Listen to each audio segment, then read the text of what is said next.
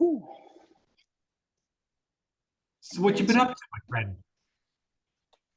Look like you just got I a don't know. shower. Is that warm No, there? yeah, no, I was out.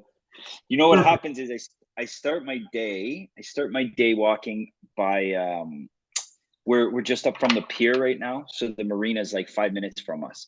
So all the Yeah. boats and all the stuff, and there's a big point that walks out. So I start my day running down by the pier, and then I come back and I go to work. And then the next thing I know, I've looked down at my clock and it's like I've been sitting here in sweat for an hour and a half, 2 hours, 3 hours working. And then I get a message Yeah. from you. And I'm like, oh, yeah, I forgot. Right. Somebody has to look at me now. Yeah. And you seem like you're suffering. You seem like you're really suffering. So let's Oh, talk about yes. I do it student for all of rentals. you. I do it for all Let's of you. talk about student rentals Student here. rentals. Student rentals. It's been an interesting time. Been an It interesting has. time for student rentals, Yes. eh? It's shifted. Even a year ago, it wasn't the same condition. What are you seeing? I can tell you about what I'm seeing, but what are you seeing from your perspective? So I think if we go back and you and I think about like the conversations, we had lunch on which Jack Astor's patio up at the top of the patio last summer.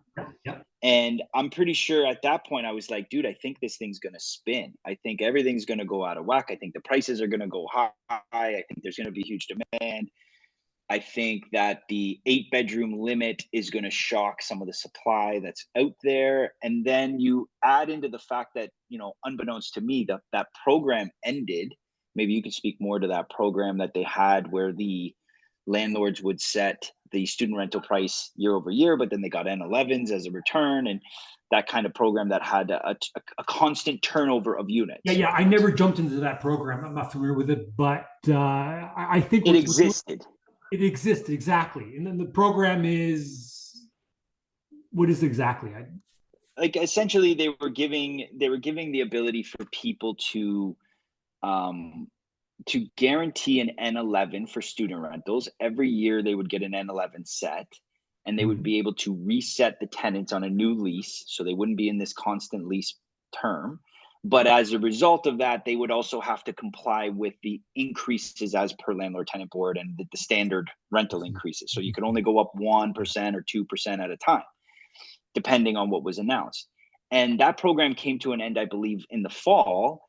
And now, as a result, all of those units are now trying to catch back up to market rents because they weren't at market rents. We were seeing some of the rents for these student rentals at like 600, 700 Yeah, yeah, a yeah. room, Those were. I've got a few like that as well. and they were stuck in this turn. And then all of a sudden, in the last, I'd say, 15 months or so, the rents across the province, like it's not exclusive to Kingston, I'm Yeah. hearing this from all different markets, Hamilton, student rental prices, Masters, Peterborough. all of them, right? Yeah, Absolutely. The student rental markets all started to jump up per room. um, and like, but when I'm saying that, I also want to separate, like, that's not just like foreign students. This is predominantly like universities. The foreign students are a different game altogether. They're just like different game jamming altogether. as, It's not the same. Yeah. So yeah, there's two types of students. There's the university students, then there's the college students, and then there's the international students that they're completely they have different guidelines and they're often two per room. That's often the case. But yeah, we're talking about university students. So just we're university students. huge, huge jump. I mean, looking back at 2020, Queen students, they were building massive residences. Yes. They've been on the projector to increase their enrollment. I'd say about 1,000 maybe per year. Like they're right now Queen students in total. I think with math, all masters, PhD, but overall the undergraduates are the massive. There's about 25,000 students in Kingston. Yeah.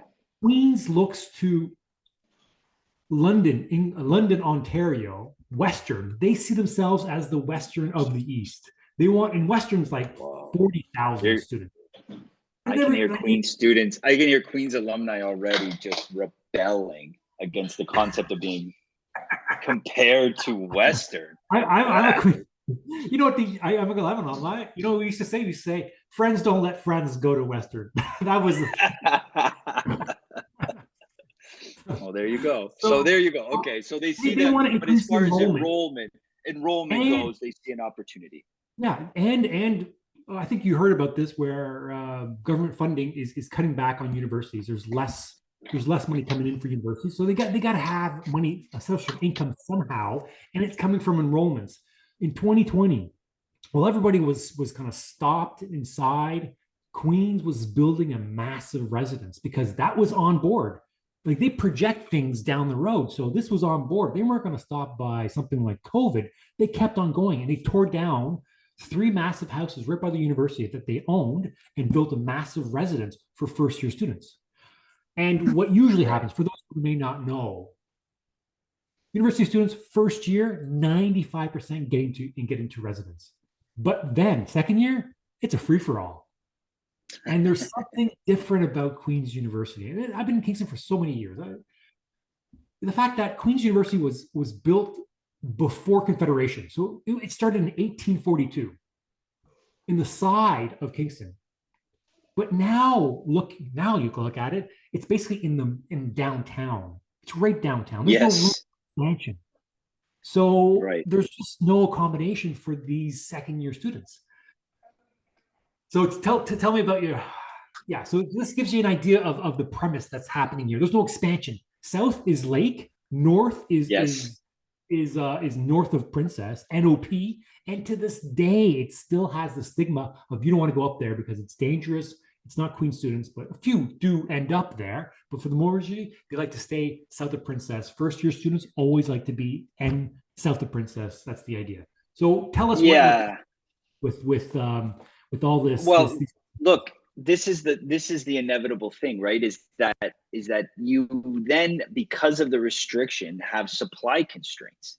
yeah. So these ironically, a lot of these second year students are probably in some kind of business or economics program and they don't understand supply and demand. By not going past Princess Street, Yeah. they are creating an environment where mommy and daddy need to pay $1,000 per room More or more and or are more. now or more and are now in this position where their inheritance is getting depleted by the day, so they're going to have to allow themselves to go up past Princess They Street. do. The They do. city, I got a few up north. I got a got them few north. happening. It We're happens. already starting to see it happen. And even further than just like, anecdotally, drive around Kingston and you'll start to see, as you go north of Princess, you're still seeing the students starting to walk. Not only north of Princess, I would say that expand your connection, go way down towards Sir Johnny McDonald. Like if you start to go that way, you're There's starting to West see Hampton more as and more well. students.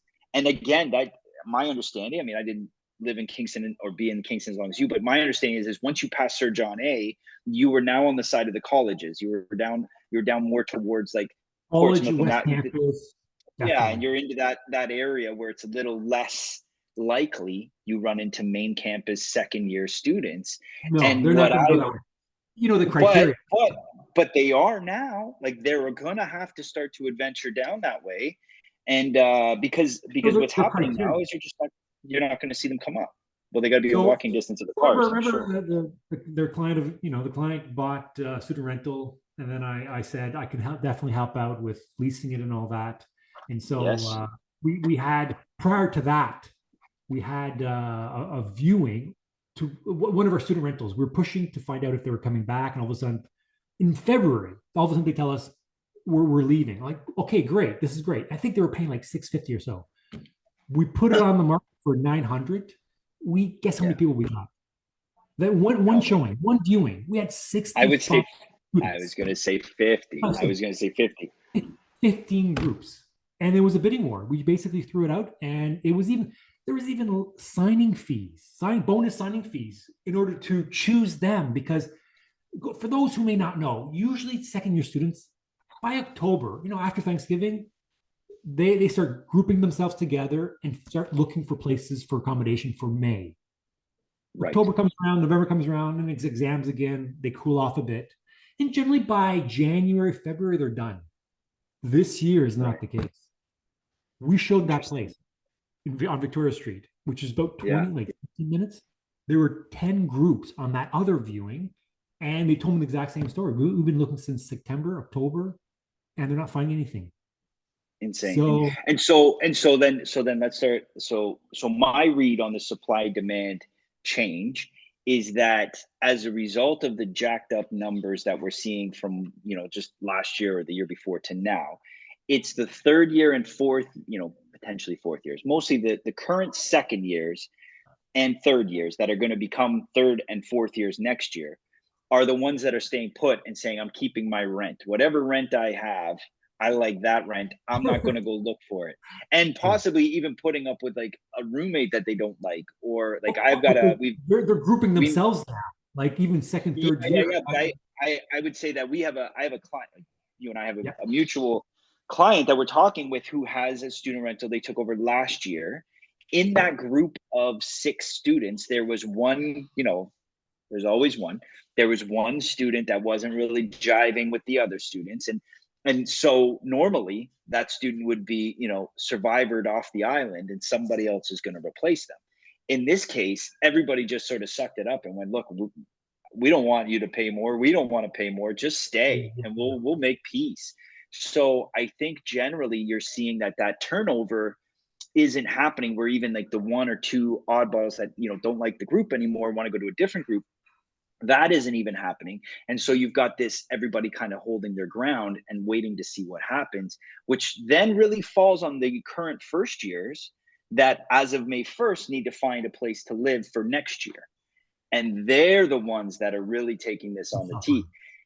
And as is the real estate market at all times, the first time home buyer gets hurt. The last one in the door is always the one who gets the lion's share of the problems, and that's what we're I seeing also here. interviewed those who were waiting in line when I showed the Yeah, tell prop. me about that. So there was also a group of individuals who there was also rent eviction. They were being pushed out because the landlord wanted to create a second room in the property, of course, because $1,100 per month. That's added bonus right there. But there's also those who had rented from somebody. It was a brand new unit, didn't exist prior to 2018, and they were slapped with a 50% increase. So they had to look So again. dig into that just for a half a second, because I'm familiar with that program, and some of the Burr investors may be familiar with that program, but student rental investors who may not venture into Burrs may not know what that's all about. So tell me in as quick as you can, what is that? Well, anything that's built after, so I think the problem for Ontario was there's a landlord tenant board, which is very strong and it has good rights for the tenants. But the thing is, no developer is going to build in Ontario. So there's a low vacancy rate. So in order to compromise with this low vacancy rate compared to like say Alberta, which was like what 6%, while in Ontario the average is like 1.2 or so. But overall in Canada the average is like it's hovering around 2. It's not very much. We're still in a housing crisis all over the place. But in Ontario, so to battle this issue of low vacancies, they said to the builders, let's say that there's no what you build now after 2018, there is no Rent um, cap. rent There's no cap, rent exactly, cap. rent Yeah. control on those. So people are taking full advantage of them. And unfortunately, some of the tenants did not know what it was, but they're slapping on there and people are paying for it. I think it works for those who are honest. Those who aren't going to pay, it doesn't really seem to make any motivation. But it's. I'm just noticing that people are moving from those places and finding cheaper places.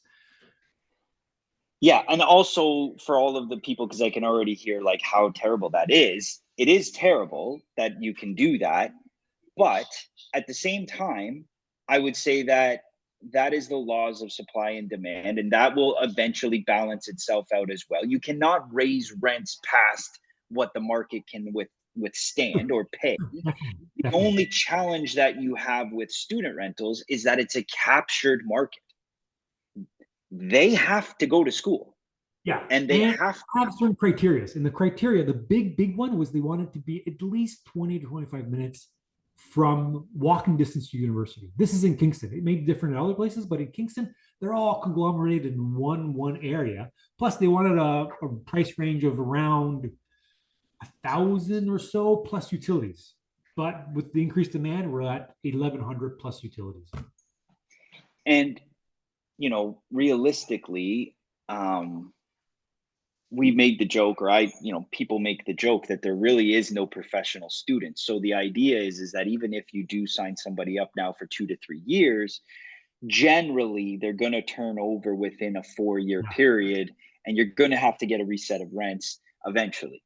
Yeah. So student rentals, when I started off, that was my ticket to freedom, really. Because student rentals back in the day, what, 10, 15 years ago, it provided a lot of cash flow.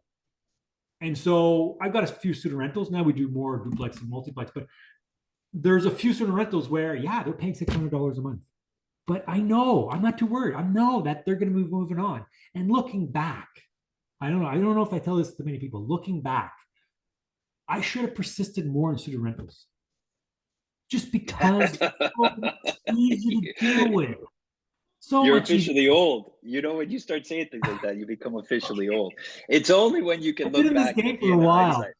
I Looking know, I back know. now, I'm thinking Don't I should have. don't be fooled by his boyish charm. He has been around a long time. So But I mean, yeah, I'm not that's talking true. regrets on it, but I'm saying compared to tenants that are sure they're working, and then but the students are so much easier to deal with. They've got less attitude. They've got good communication skills, and they're easier to deal with overall, and they do move on. Now that I'm dealing with a lot more of the general population, it's a pain when people aren't paying. You got to go land the toilet board. So people have this misconception of what a student rental is. But if you focus on university students, which is key, because what's the average to get into university now? What do you mean, grade point average? Yeah, like at Queens, you need 92. Yeah, okay, that You sounds need about right. You're talking so to somebody who hasn't been near a classroom in 20 years. So let's just so know that Queens was too high than I had. Let's put it that way. I knew it was that number. so you might not have got into Queens. I got in through private school. That was the only way I got in. Now you need 92. Imagine looking back to high school. Who were the students who got 92, 93, 94s? They Yeah. were the studious ones. They weren't the party ones. It's calmed down a lot. Looking at college students, on the other hand, what do you need for college? You need a 60. College Yeah. students are completely different. You walk in, there's bongs everywhere. There's a whole different attitude with college students. Now you can make a lot of Well, money with college students, no doubt, but it's a different ball game to deal with. I'm going to challenge your conception here because Yep. I Bring it on. have Bring I it on, have a baby. I have a friend of mine Yep. who shall remain nameless. If he ever sees this, he'll know I'm talking about him. He's not the tallest of men, but he is mighty in the battle of university partying. He was mighty. He might have been Goliath, although he looked like David. And at the time, that was a student that could party literally the entire week, Yeah. not really read a book, and still throw up a 95, 98. So Okay. there are always Rare. exceptions to Those your are rare. rule. There's exceptions to There are that. always an exception to your rule. I would say this, though. I would say this. I find that this is the main thing.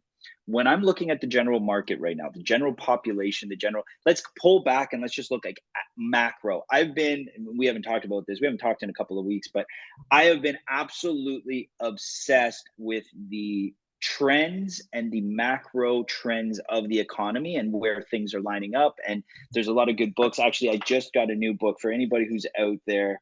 I'm going to pull it up because it's so new. I'm in one chapter in, but it's built off of the other book that I've listened to in the past or read, which is The Secret Life of Real Estate and Banking. If you know me, I tell you this book. It's a deep dive into like banking and real estate for the last 200 years in the US.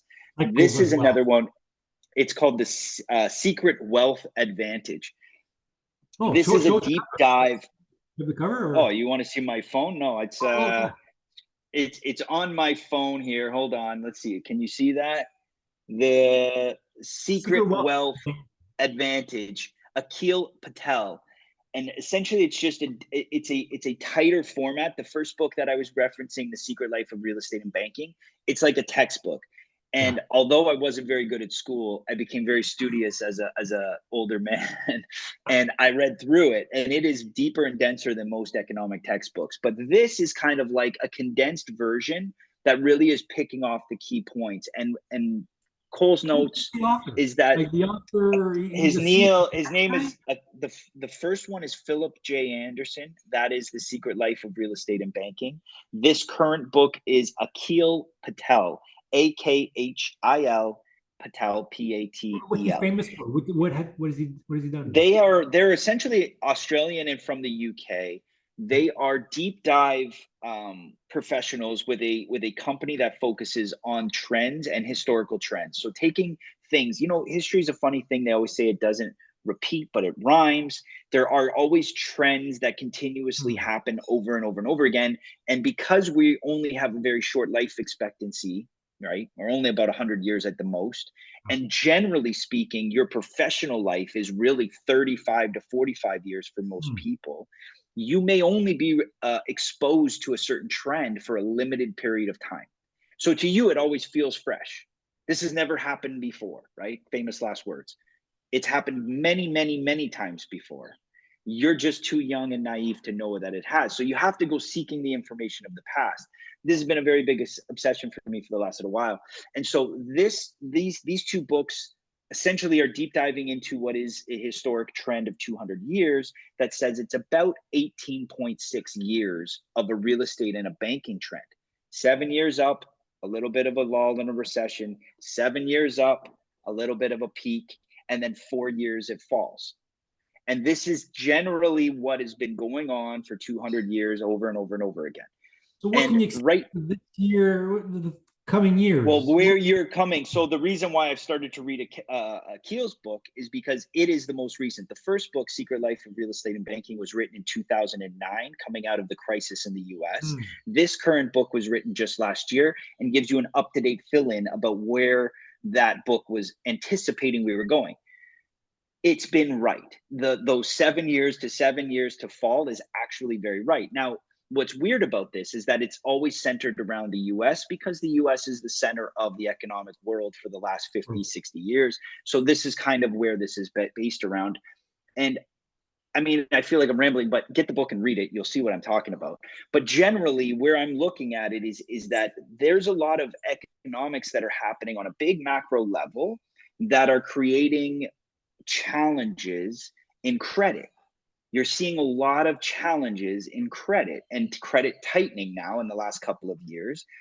That is there. We're starting to see bankruptcies, foreclosures, power of sales. These things are all coming forward. We're seeing businesses close and we're seeing challenges on that span. And you're going to start to see a big credit hit, which is historically accurate. That's what continuously Credit hit. happens. Just credit tightening. I mean, it's already happening. People's credit scores or the ability to access Oh, credit starts to tighten. The ability to access credit is actually becomes a very big component as to whether the hmm. market continues to go up or not.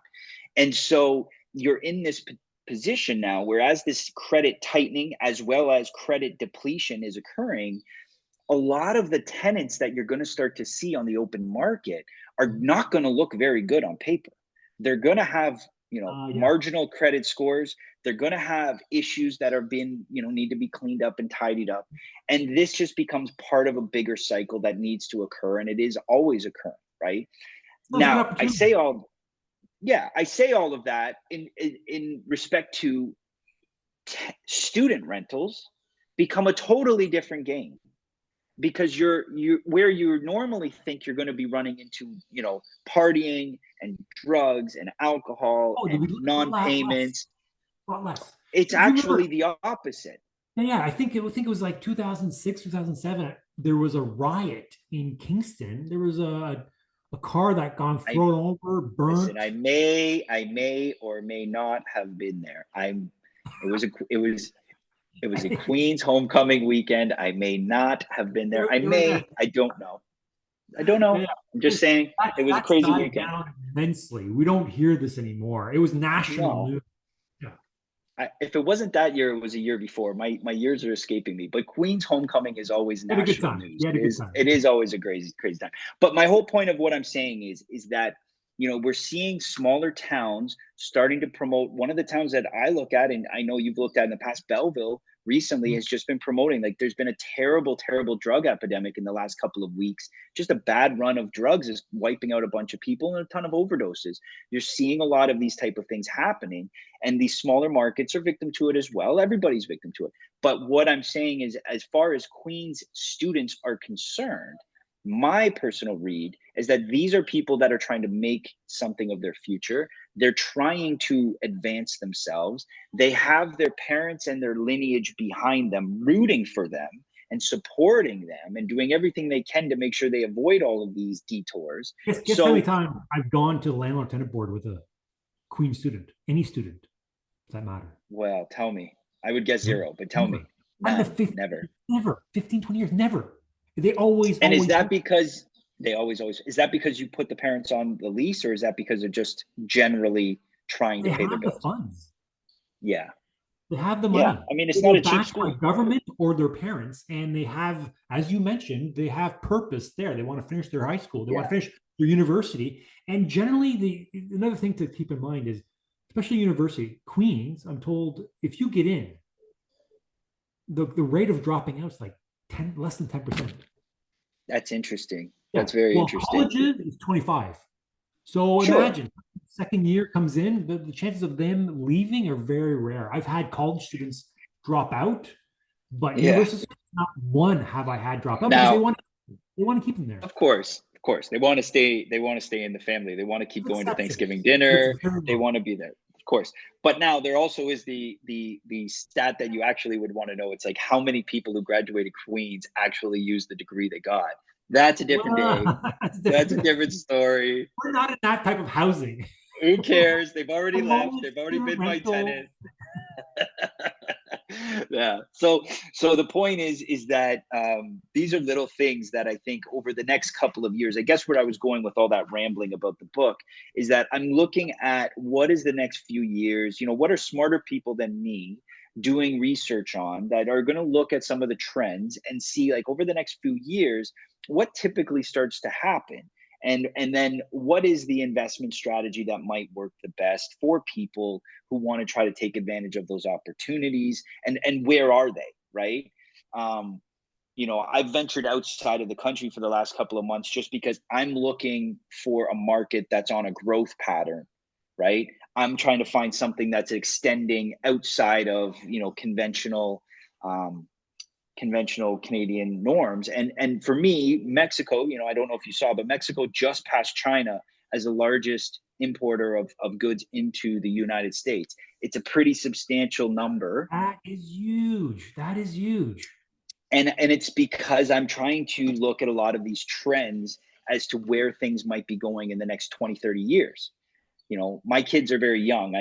You have children too that are young, like they're under 13 years old. So if I'm looking at what can I do to help my kids set up for the future, Hmm. I need to have some kind of exposure into where the markets are going. And so that's kind of Yeah. part of the plan as well, right? So all of that is just saying to people out there, student rentals used to be kind of like a thing that a strategy people put forward, because you could jam as many kids as you could into a single family house. You could finance it really interestingly, sometimes creatively, You've and you had to got be big creative. cash. Even Yeah, even and the you got, of insurance. I've had insurance companies just drop our student course, rental. They just don't yeah, want them, and don't want them anymore. and those are the risks of the strategy. The advantages of the strategy, if you start to look for those, are in everything that we've just been talking about for the last 10 minutes as to why they're healthy. So if you were to try to merge or eliminate the risk and keep the positive, the advantage would be to start to look at density and changing the units and the use, so that you're not doing things in a way that the system doesn't want you to comply. They don't want you to jam a bunch of kids into a house with one bathroom and one kitchen and hope they survive. That's not how There's this also works. what I'm seeing. Also, there's a few houses near university that they're tearing down and they're building something massive. Like there's Well, one that's it. block. Infill development. Yeah, Infill it makes development sense. becomes very important, right? Now you need deep pockets for that. That's not like a Of course, small time game. of course. But I would remind people that if you're in a position where you're trying to get 100 or 50 or 20 doors, right? Sometimes for some people, the better solution is to have 2 or 3 really, really good doors. Like 2 or 3 Yeah, yeah. properties that can be very, very clean, will always be in What's helped demand. me was having a few strategies as well. Like I'm all into Kingston. Like I don't invest anywhere else but Kingston. But I've had other Yeah. strategies like it was student rentals, and then I've invested a few single family dwellings. I've moved on from there, but then duplexes as well has helped in multiplex. Well, So you didn't three move on strategies. from there. You didn't move on. The market moved on. Yeah, yeah, the market did help as well. But I'm saying in the No, no, no, beginning, no, no. I mean, so the strategy used to work in Kingston where you could buy a single family and still be okay on the that's rental side. yeah, yeah, it didn't make any sense anymore. And now you can't, right? Yeah. And I And then think in the that's beginning, it was student rentals. Student rentals were the way to cash out and get financially free early on. It helped me yeah. immensely. And then we jumped into duplexes and triplexes. And so now what you're going to try to find probably as people move forward into this continuous trend and evolution is now there's going to be a merger of what you've experienced, which is you started single families, then you had to turn them into student rentals, and then you moved into duplex triplex, and now you're going to have to take student rentals and convert them into duplex triplex and then put them back out again. Yeah. Yeah. So how can others take advantage of this situation? I mean, you know it well. We Well, know it very geez. well. Here's the thing. Here's the problem. Here's the challenge. The challenge is we've had zero real inventory in the last 6 weeks. There's been nothing that's really come online. There We was saw one, one property. it had what, 8 That's offers? 8 offers. And That's when usual. It was like 5 minutes for university. And on that same street, I think that we were showing the client but is it what. needed a ton of work. Yeah, yeah, it never scared me. But the next unit at the No. back, that would have been amazing. There will be. So it There will needed be. it had a big lot. It had redevelopment potential. Its Right? location was ideal. Stellar. It was Stellar. it was held up in kind of a it was an estate sale, so it was kind of like an open bid process, right? There's no real rhyme or reason as to what value is. That's the challenge in those things, is that what you think value is. We both had a guess. They listed under 1 million. We both figured it was going to go for 1,050,000 or so, and ended up blowing us out of the water by another 100 grand, right? About Now, 1.16. Yeah. Yeah. yeah. So is that a sign of the times and all the hype? You're not a social media guy, so I know you've probably not been paying attention to a lot of the hype. But there's a lot of realtors out there saying if you don't buy in the next 2 months, you're done. It's over. You missed it. Buying what? Buying houses. Oh, really? Oh, I See, I mean, love come on. you. I mean, This is why I love you, because you're. there's always a good time to buy. There's always opportunity. I There's know. I always love that. opportunity. I love Like that. it's There's always opportunities. always So this has opportunity. been my response as well. There is always going to be opportunities. In hindsight, actually, the best grouping of inventory I've seen in probably the last year and a half in Kingston was October, November, just Mm, passed. That yeah. October, November, we were getting maybe a new listing every other day. They were Mm. priced reasonably well under 900,000, somewhere between 700 and 900. It felt like they sat for 30 plus days or so. So you got enough time to kind of kick some tires and think about it and see what you thought It about the settled. deal. Things settled in. Yeah. It kind of settled Yeah, right. and it was a nice little window, and the rents had not started to increase yet because it was October, November. There was no leases being signed. And now we've seen this turn go on where challenges for investors trying to get into a market like Kingston for student rentals going forward is going to be that generally there's not going to be a ton of opportunities because the landlords that have been holding these properties for a very long time have just woken up to the fact that their rents per room are going up $300 Easily. Easily. easily. So now they We're not may not be selling. so incentivized. Yeah, They're we're not so keeping it. incentivized to sell. Oh, no, there's no need. So, yeah. So, advice that I'm giving to some of my people, our people that are capitalizing on this: one, start to stretch your parameters of location. Maybe you're going to have to start to push up a little bit on that princess cap on the top, and maybe you're going to have to get a little closer to Sir John A. I think you're going to have to do that. Personally, I think that's going to have to be on the table. It's going to Also, expand. I would take the lower half, there's something about the pier down at the bottom there. Some wild things go on down there, but if they can go down towards that bottom Allington area there, down towards the south corner, they may have to start to drift down there as well. And I would also say that for a lot of the clients I talk to, or people that I talk to, because they're trying to maximize the bedrooms they can, they disregard properties that are 3-bedroom or 2-bedroom or, whatever it may be. They just, a lot of people do, but those are where the opportunities lie. So I would say if you're doing like searches, if you're on Realtor or House Sigma or wherever you look for property, you may set a filter that is looking for like 5+ bedrooms or 4+ bedrooms, and you may be missing the actual opportunities. Or you're just looking on a map, you see a little house pop up with 2 or 3 bedrooms and you're like, nope, and you move on. I would say you may have to start expanding your parameters and looking at properties like that. Very good point. The price is in line. And also looking at lot size. Lot size is very important. That's a great point. Since 2023, we've become land developers. I think you have to. I think the trend and where you are in the cycle, you have to start to become a land developer. That's where we're at least thinking like one. Like for sure. We're thinking of coach houses at the back. There's tons of opportunities. For also my portfolio, there's a few opportunities where we can easily throw in a coach house. Won't be a problem. I would also say that, and especially the one we just talked about on Victoria there, that opportunity wasn't necessarily the easiest to do, or if at all possible to do, a coach house, right? It's a little bungalow and the lot was a little tighter, but the price wasn't right. The price was right. And there was 5 bedrooms or 6 bedrooms that we could get into that thing. It was good.